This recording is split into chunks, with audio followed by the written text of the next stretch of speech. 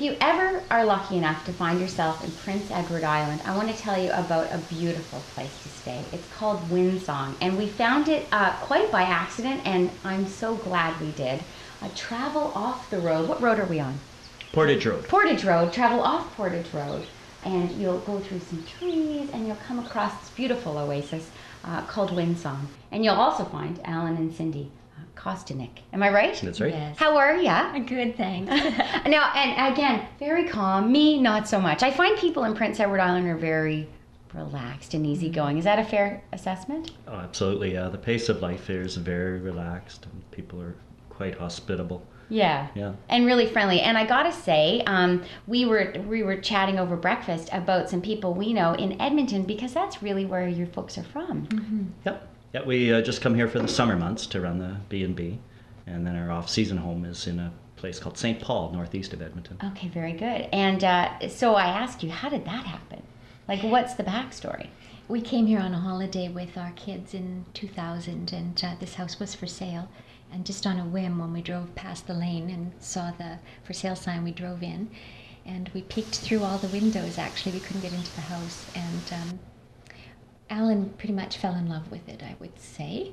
And when we finished our holiday and went back to Alberta, he contacted the real estate agent and started a process, and Wow. here we are. And now, was it always a dream to run a bed and breakfast? It was something we had discussed, Cindy and I, but certainly the opportunity came well too early in relation to our plans, and so it really was an illogical kind of a move. But sometimes those are always the best. Yeah, and it really speaks to the island. You know, it was the land and the people that we fell in love with, and of course the property.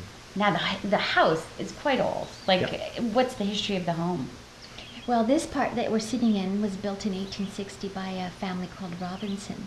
And John Robinson and his family lived here for a long time. The island that's connected to the national park, Robinson's Island, was his property as well. One thing I have to ask you, Windsong, is that a name that you came up with? No, the farm was originally called Woodbine, Okay. and the first people to open it as a bed and breakfast in the 80s, I think it was 1980s, named it Windsong Farm. And you like And it? It's the stuck. name. Yeah, we actually was a condition of sale, but the name would stay as is. Which works. I mean, the day we arrived, quite windy. Yes. So I was thinking, now is it always windy here at Windsong? But beautiful, and just a lovely scenery around, and a really nice walk down to. Yeah. Is there an actual name for the body of water that we see at the back of the property? It's Rustico Bay. Oh, that's Rustico Yeah, Bay. Okay, it is. neat. So if you stand at our bay and look across the water, what you see is North Rustico there. And at night especially, you can see the lights of North Rustico quite clearly. Well, first of all, the coffee's spectacular, so there's that. So you know I love it, and I might not leave. I'm just telling you now. But the B&B part, of course, the bed, I slept fabulously. But your breakfast, wonderful. Because when you say, I'm going to be a bed and breakfast owner, you have to say to yourself, I got to cook. So were you always a great cook? I don't know if I'd say great. I'm I would. determined. I would. Holy cow. Yeah, I no. like to cook. Yeah. I like to bake. So I think it's important to bake fresh every day, so we have something fresh baked every day. In terms of what we serve for the main course, we sort of decide the night before what we're in the mood for, or what we have the right ingredients for, and go with that. If we have people that stay here for 7 or more days, You need to get creative. we are very creative. Yes. We can go now for over 2 weeks with a different menu every day. Wow, Yeah. can you imagine it? Alan and Cindy, you're on the brochure cover, if you will, or you're on the commercial for Lifestyle in Prince Edward Island. What would you I say? think we are. Actually. Yes, if you're not, you will be.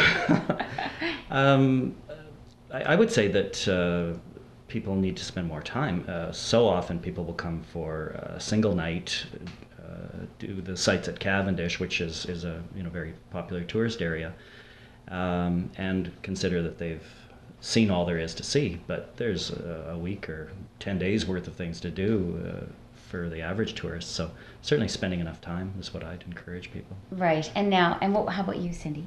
Well, I would recommend definitely spending time on the North Shore in the National Park and walking on the beach. Yeah. And that, I think, is really important. And if you're an Anne fan, I would go Who to more. isn't an Anne fan? I would do love more than Anne. Green Gables. Green Right. Gables is wonderful, but it's Yes. just the tip of the Montgomery and Anne things that are here to see and That's do. right. So I would recommend going to where she lived and her birthplace in Park Corner and the Montgomery House, and even in Bedak and Lower Bedak, this where Montgomery taught, and in Biddeford where she taught there for a year as well. There's Right. so much to do, and to go see the plays. Anne play the Right. Anna Gilbert. Anna Yes. Gilbert. Yeah. It's a wonderful play. Yes. Yeah, yeah. So, and the music, I would recommend that you find a place to see a ceilidh and hear some local music. Yeah. That's important. Oh, Yeah.